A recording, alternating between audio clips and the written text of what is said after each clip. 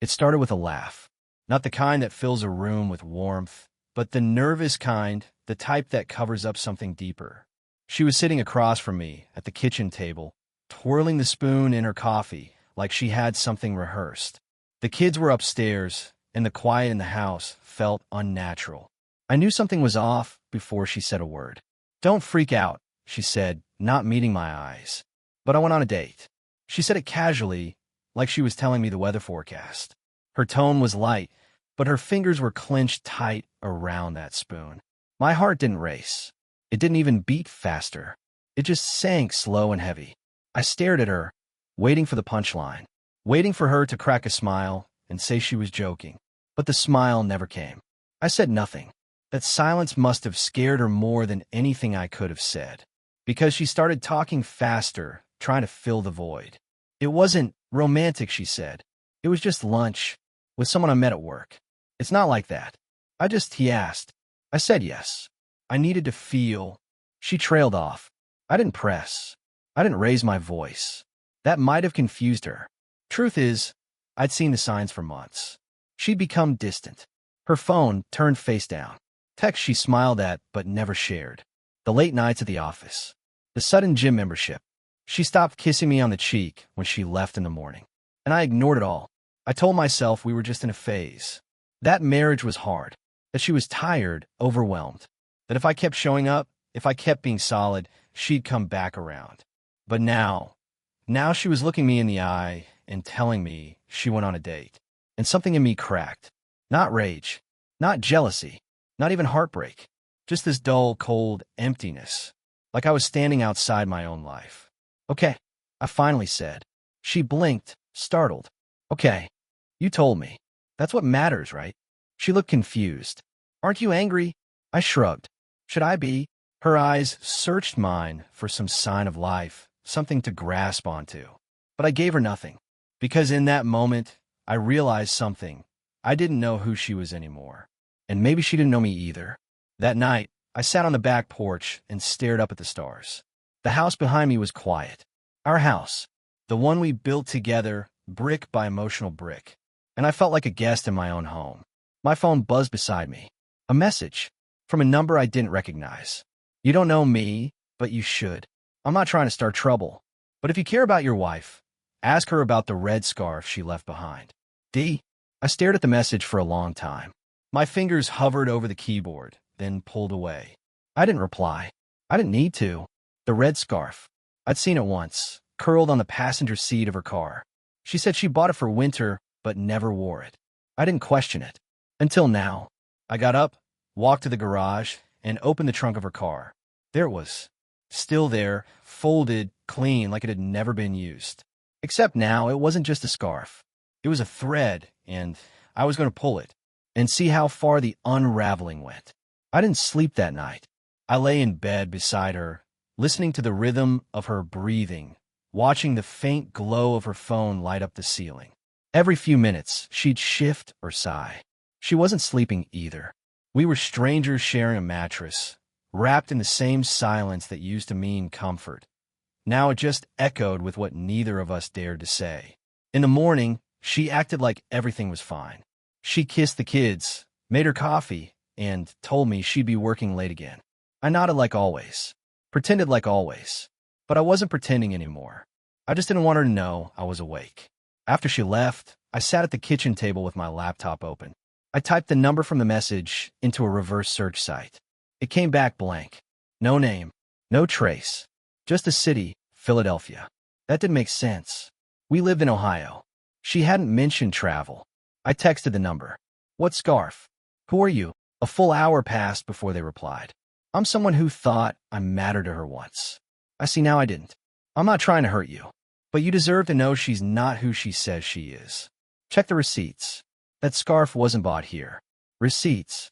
I remembered our shared Amazon account. She never used her own login. I opened the order history. 3 weeks ago, a red silk scarf. Shipped to a P.O. box I didn't recognize. But the order was placed from our home IP. The pieces didn't add up until they started to. I didn't confront her that night. I couldn't. Not without knowing more. But I did something I never thought I'd do. I checked her iPad. The one synced to her messages. There were no messages from him, but there were pictures. One, in particular, caught my eye. A group photo, 4 people at a rooftop bar. 2 men, 2 women. I zoomed in. There she was, wearing that red scarf, smiling in a way she hadn't in years. Her eyes were locked on the man beside her. I'd never seen him before, but something about him was familiar. I checked the photo's metadata. It was taken in Philadelphia, just 5 days ago. So much for just lunch. I sent the photo to the unknown number. This him? They replied instantly. That's David. Your wife and I dated back in college. He was her ex before me. And now, apparently, he's back in her life too. David. The name felt like a forgotten bruise. She used to mention a David when we first started dating, just in passing. I thought he was old news. He wasn't. My hands were shaking as I closed the iPad. I had to get out of the house. I drove around aimlessly for an hour, thoughts spiraling, until I ended up at my brother Ethan's place. He opened the door and took one look at me. You look like hell. I think she's seeing someone, I said. Who? Someone from before me. A guy named David. He paused, then nodded slowly. David, wasn't that the guy who... Yeah, the one who ghosted her before graduation. The one who broke her. The one she said she'd never forgive. So why now? Why him? Ethan leaned back in his chair. You know, Mom always said if someone returns from your past, it's either to heal you or finish breaking you. I didn't know which this was yet, but I knew I needed answers. The next day, I called in sick and followed her. It felt disgusting, like something out of a bad detective movie, but I had to see it for myself. She drove to work. Normal. Routine. Then, around noon, she slipped out the side door. She walked 2 blocks, entered a small coffee shop, and there he was, David, sitting in the corner, wearing a smug grin, arms wide like he owned the place, and her attention. She smiled like she used to smile at me, sat down, leaned in close. She touched his wrist, and just like that, 10 years of marriage cracked under the weight of that small, intimate gesture. I took a picture, one frame, one truth, and left. I didn't confront her that night either. Not yet. I needed more than proof. I needed to understand why. Because knowing she was hiding something wasn't enough. I needed to know what she thought she was protecting, or what she thought I was too weak to handle. The next morning, she kissed me goodbye again. Same lips, same fake calm, like nothing had shifted. But inside me, everything had. The quiet pain had morphed into something more dangerous, clarity. I had answers now, but I still didn't understand her. And that's what made this worse. After she left for work, I opened her laptop. I didn't want to. I hated myself for it. But something told me the truth wasn't in what I saw yesterday. It was in what she wasn't saying. And that truth, if it was buried anywhere, would be here. I searched her emails. The recent ones were clean, too clean. No personal correspondence, no deep threads. Then I checked the archive. Buried under folders labeled old bills and taxes, I found one simply called David. There were 6 emails. The first one was dated 7 months ago. It started innocently enough. Hi, Ava. I don't know if this will reach you. I got your work email from LinkedIn. I'm in town for a conference. I passed a coffee shop where we used to talk for hours. I just thought of you. Hope you're well. She replied the next day. Wow, that's a name I didn't expect to see. I'm married now. 2 kids. We live in Ohio. But I'm glad you're doing well. That should have been the end of it. But it wasn't. The next few emails grew longer. Familiar. Full of what-ifs and remember-whens. He'd just gone through a divorce. He was reflecting. Said he regretted how things ended. Claimed he never stopped loving her. And she never said she loved him back. But she never told him to stop writing either. Then came the last email, just a month ago. You were always the one I pictured when things got hard. Even with her, even now, it's your face I see. I know you're married.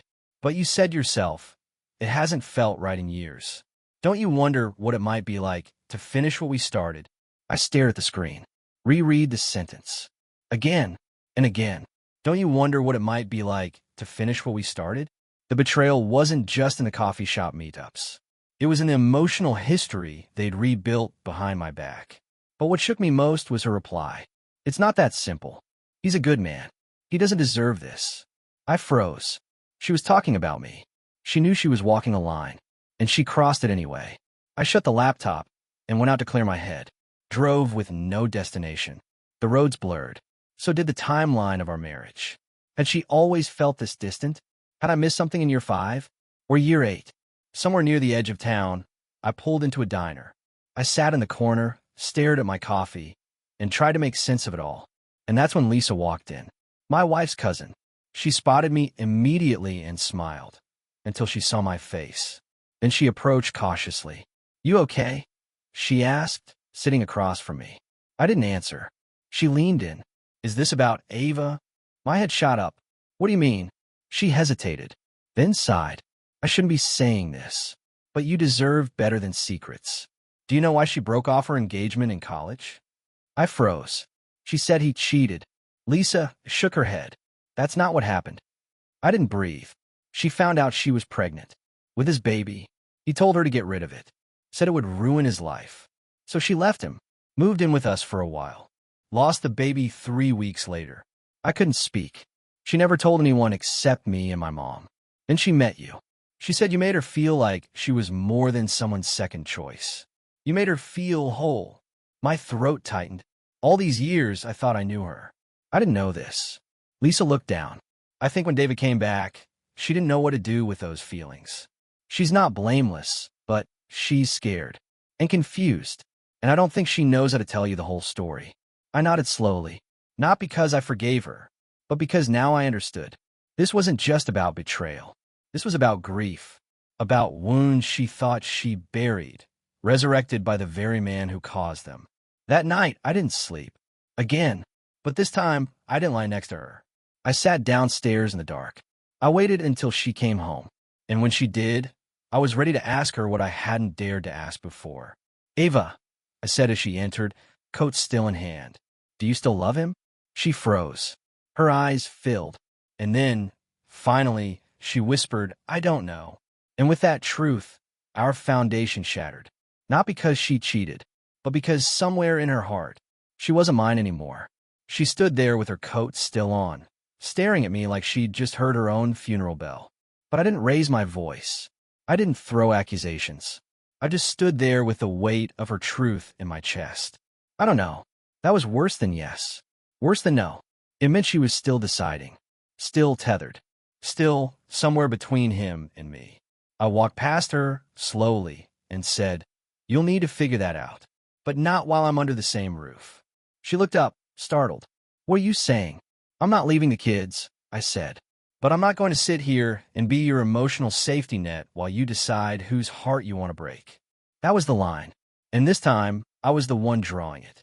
She didn't follow me upstairs. And I didn't look back. Over the next week, I stayed with Ethan. He offered me the spare bedroom. No questions asked. The kids stayed with her, but I picked them up after school, spent afternoons with them, made sure they knew nothing was wrong, at least not with them. Ava and I barely spoke. Every message from her was short, to the point, mechanical. "Can you take Sam to practice? Nora's parent-teacher conference is Friday." I left the insurance forms on the table. There was no mention of him, no apology, no update, and I didn't ask. I didn't need her to explain anymore. I needed her to feel it, what it meant to lose the one person who stood by her without conditions. One night, about 10 days in, I got a message from the unknown number again. "I think she's realizing she made a mistake. He's not who she remembered. He's still a coward. It was unexpected. Why are you telling me this?" I wrote back, "Because I don't want her back. But I don't want her to destroy you either." "Then maybe you should have stayed gone." No reply. That weekend, I picked up Sam and Nora and took them to a local fair. Cotton candy, rides, laughter. For the first time in weeks, I felt light. But that feeling didn't last. When we returned to the house, our house, I found the front door slightly open. The kids ran in ahead of me. I paused, sensing something off. Inside, Ava was crying, and David was yelling. "I didn't come back to get treated like a charity case," he snapped. She stood in the living room, arms crossed over herself, mascara smeared. "You came back to rewrite history," she said. "But I'm not the same girl anymore." He noticed me before she did. His eyes darkened. "So this is it? You run back to the safe bet?"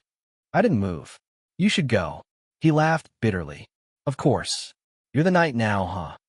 But Ava interrupted. "David, go. He looked at her, really looked, and for the first time, I saw her strength come back. Not fire, not fury, just quiet resolve. He left without another word. The door clicked shut behind him, and silence returned. We didn't speak for a while. I stood by the stairs. She sat on the couch. Finally, she said, he showed up drunk. Said he missed what we had. I told him to leave. He didn't listen. I nodded. Why did you let him back in to begin with? She looked away. Because I wanted to believe the past had answers. That the pain I buried meant something. And now, she looked at me, really looked at me. It meant I never forgave myself. That hit me in the chest. Not because it fixed anything, but because it was finally honest. Later that night, I drove back to Ethan's. On the way, my phone buzzed. A new email. From Ava. The subject line read, "I've made my decision." I pulled over. Opened it. "You deserve someone who never hesitates. I know I failed you, and maybe it's too late, but I want you to know, whatever comes next, I'm not running anymore. If you still believe in us, I'll do the work. If not, I understand. I won't blame you. I just wanted to say it before I lost the chance." I sat there in the quiet car for a long time, because this wasn't just about her anymore. It was about me, what I could forgive, what I couldn't forget, and whether the pieces of our life, shattered as they were worth putting back together, or best left buried. The next few days were quiet. Not peaceful, just quiet in that thick, uneasy way where nothing feels real anymore.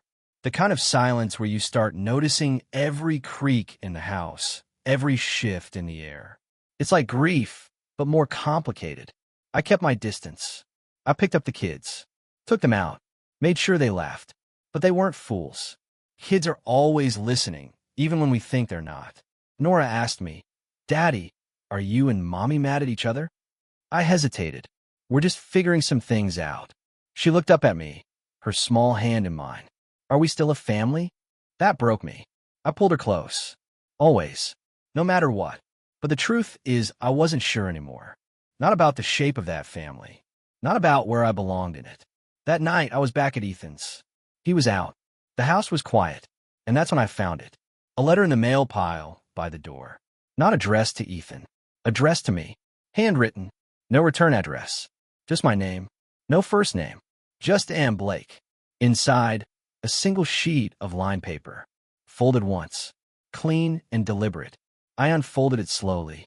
The handwriting was neat. Sharp. Almost surgical. If you're reading this, then I've already told her what she never had the courage to tell you. I don't want her back. But I couldn't walk away without leaving you this. You think she met me by accident. But it wasn't. Ava came looking for me first. She said it was for closure. But that's not what she wanted. She wanted me to still want her. And for a while I did. Until I saw what it was really about. She was testing herself. Testing you. Testing the strength of the life she built. And the moment I made it real, offered her something more, she froze. Because what she really wanted was to feel like she mattered. Like she wasn't invisible anymore. That's not your fault. That's hers. You were never the villain in her story. But you were never the hero either. You were the one she took for granted because you made things too easy. I thought I was helping her see that. I realize now I was just another shadow she needed to walk through. Do what you will with this. But don't waste your life carrying someone else's guilt. No name. No signature. But I knew who it was from. And it hit me harder than I expected. The next day, I drove to our house. I didn't tell her I was coming. When she opened the door, she looked like she hadn't slept. Hair tied up, eyes red. She stepped aside. I walked in. The kids were upstairs. The house smelled like cinnamon and dust. We sat at the table.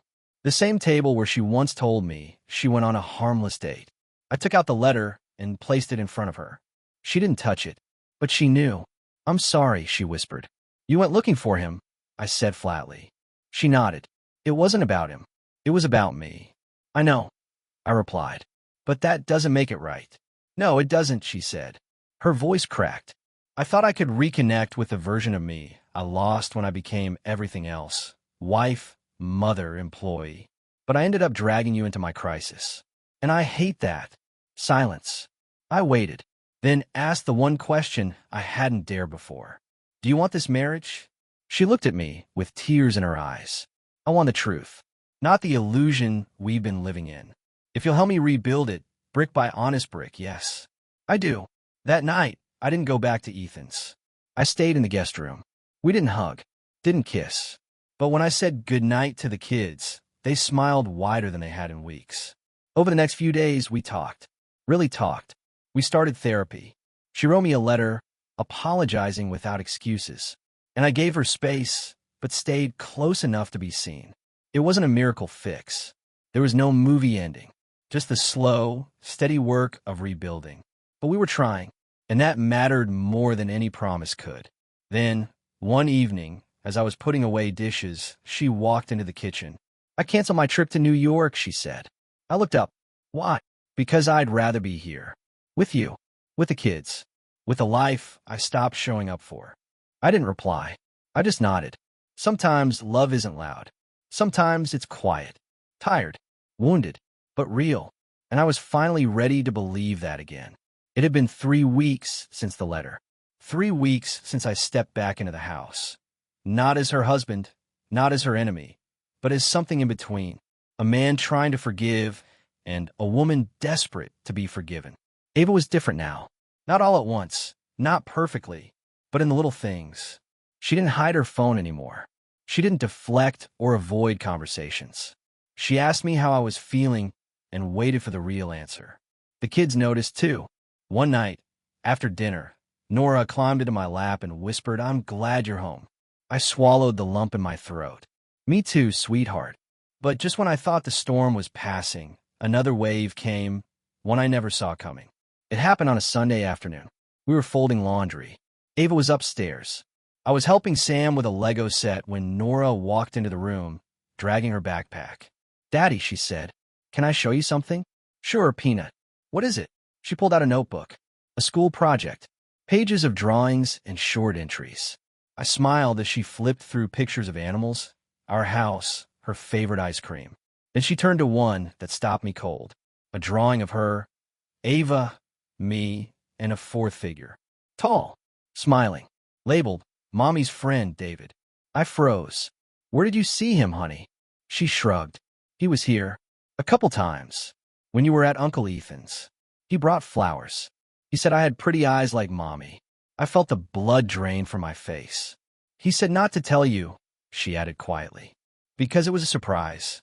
I stood in the doorway for a long time after that. Ava was upstairs folding towels. When she saw my face, she froze. "You let him in the house?" She hesitated. "It wasn't like that. He met our daughter, Ava. He told her not to tell me." Tears sprang to her eyes. "He came by unannounced. Twice. I didn't know how to stop it without making it worse." I stepped back. "I trusted you," I said, voice low. "After everything, I trusted you again. And I didn't ask him to come. I didn't invite him in to confuse her. I thought he was leaving town. I didn't want to cause more chaos." "You think this isn't chaos?" I asked, pointing toward the stairs. "You let him into our lives. Again. And now Nora has memories of a man who almost broke our family." She crumpled to the floor, hands over her face. "I'm so sorry. I didn't know how to fix it. I just kept thinking it would go away." For the first time, I felt it. Anger. Not rage. Not betrayal. Loss. The kind that doesn't scream. It just folds you in half and leaves you empty. That night, I didn't sleep in the guest room. I went for a drive. For hours. I parked by the lake where we used to go before we were married. Where we talk about names for future kids. Where we believed everything would work out because love was enough. And I sat there until the sun rose, asking myself the same question over and over. Do I still love her? The answer? Yes. But love, by itself, doesn't fix what people break. That morning, I went home. The kids were eating cereal. Ava looked like she hadn't slept either. I asked her to sit down. "I need space," I said. Her face collapsed. "Are you leaving again?" "No," I said softly. "But we need structure. Boundaries. We can't just patch this with apologies and hope." "What does that mean?" "It means I'll sleep downstairs. We'll co-parent. We'll work through therapy. But no pretending. No pretending we're back to normal." She nodded. Tears rolled, but she didn't argue. Because maybe for the first time, she saw the damage fully. And she respected the repair process. 6 months passed. The hard kind. Honest. Raw. There were good days, and days when we barely spoke. We showed up for the kids. We showed up for therapy. Sometimes we sat in the same room, not touching, not speaking, just being. But every week, something softened. The way she looked at me, the way I let her in, the day she reached for my hand in the car and I didn't pull away. The first time she said, "Thank you for not walking away." And then one night, she left a note on my pillow. "If you ever want to come home, to our room, I'll be here. But only when you're ready.